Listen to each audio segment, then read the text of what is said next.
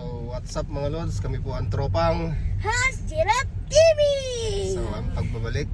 So ngayon, kahapon mga lods galing kami dun sa Kawaguchi. Ngayon naman babalik kami dun kasi bibili kami ng ibang gamit ni kuya na kulang. So kasama namin yung makulit. Yan. May makulit kaming kasama. Kahapon di sila nakasama kasi puno. Wala silang maupuan. So ngayon babalik tayo doon. Road trip na naman tayo. So samahan nyo kami ngayon mga Ludi. Rock and roll.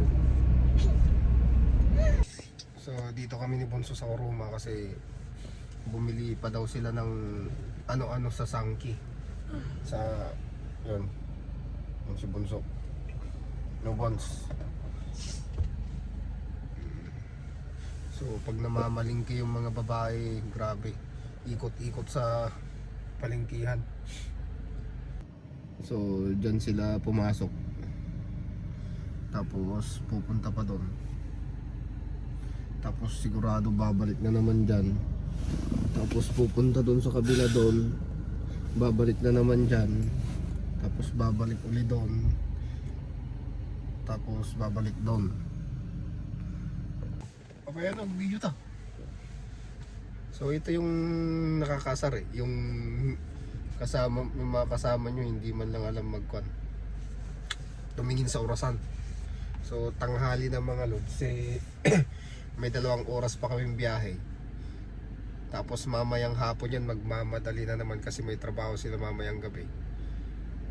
So magmamadali na namang umuwi. Samantala ngayon yan chill lang sila, hindi nila tinitingnan yung oras. Tapos may bibilin pa kaming kalan.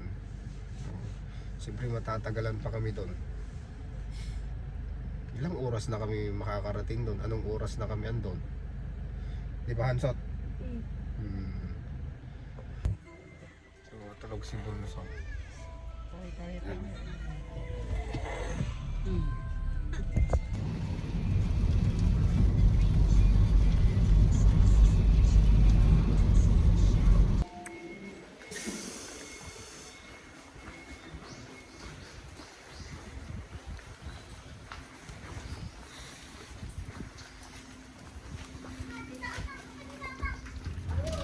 Dito yung upstairs, dito ay. Ano doon? Ipan na hindi. Paalam na lang ay. Okay nga, ingatan dito nga ito dito. Bawal mo upstairs. Ha, andito eh. So andito na naman kami sa Kawaguchi, sa apartment ni Kuya. So yan, mag-ayos na naman kami at lalagay namin yung kalan. Kahapon wala si Inat, wala si Bunso. So ito yung ginamit nila na portable na kalan nung kahapon. So ngayon iayos natin tong kalan. Okay.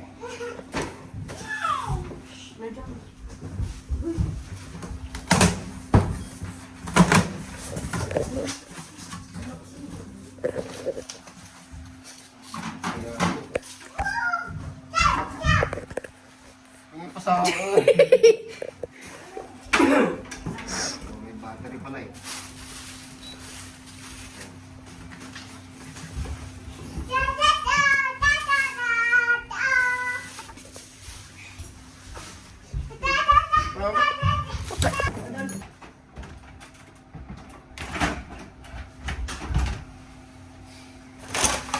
Matatayo ka na naman dito na.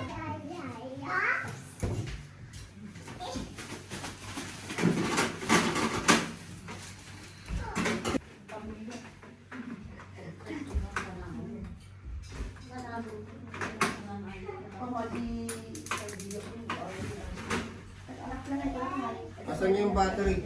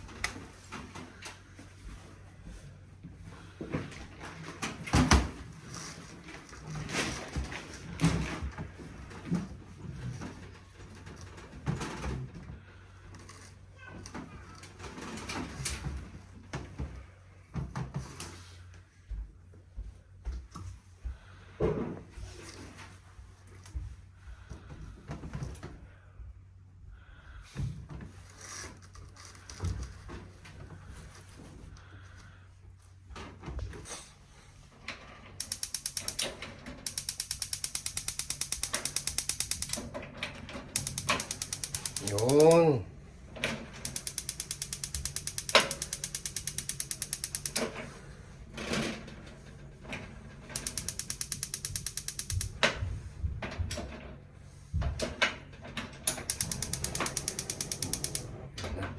Okay.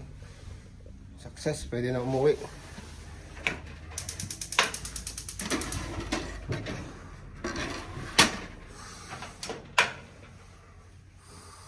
Goods. Yan, bunso. Oh, mayroon na rin. Set mo. Ano sa ko? 410. Lagpas. Sige ba? Atras. Yun. Good. Tapos sabit mo dyan eh. Dyan nga to.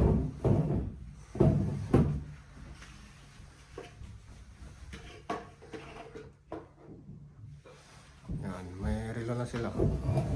Okay, goods na. Goods.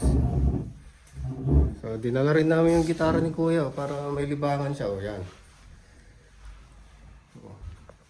Ito naman, iiwan ko dito para pag pumunta ko dito, eh, mayroon kaming gagamitin na pang shabu-shabu. Okay. No? Pang shabu-shabu natin. Yan.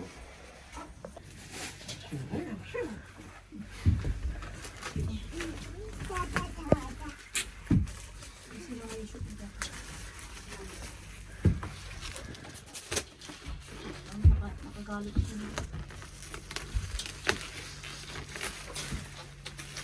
Patayo ka mo doon. Saan nga nakatutok lang? Yun.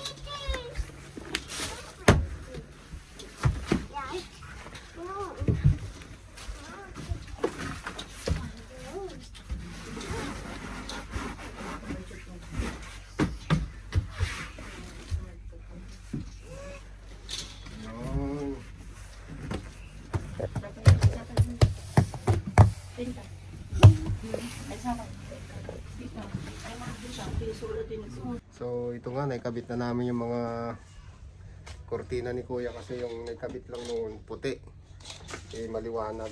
So ngayon, ang kortina siya, kortina na siya. Yan na yung kwarto ni Kuya. Ayos-ayos na.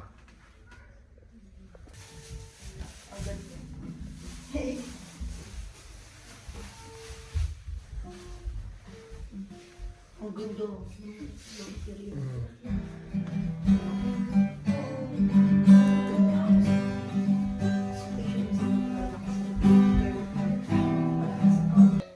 So ito lang naman yung pinunta namin dito para ikabit.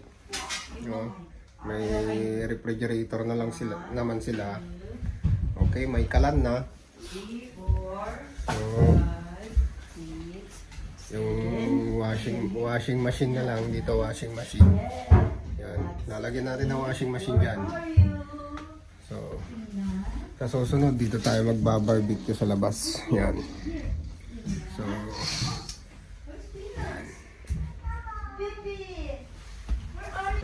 yun lang mga lods yung ginawa namin ngayon. Nagkabit lang kami ng kalan, konting linis, at kami lalarga pa ulit kasi mahaba-habang biyahe na naman. Yung hansot. So, dito yung bahay nila Kuya. So, rock and roll. Uwian na. So, biyahe-biyahe na tayo mga lods. Kita-kita kits sa Bahay. Kodama. Uwi na, uwi na.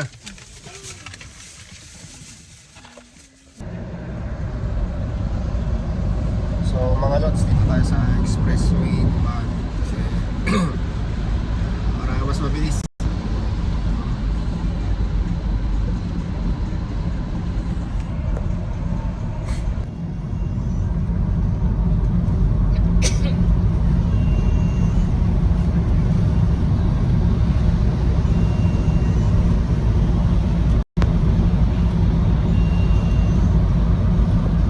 Ganun mga lods, andito na kami ulit sa Kodama. Nakabalik na kami.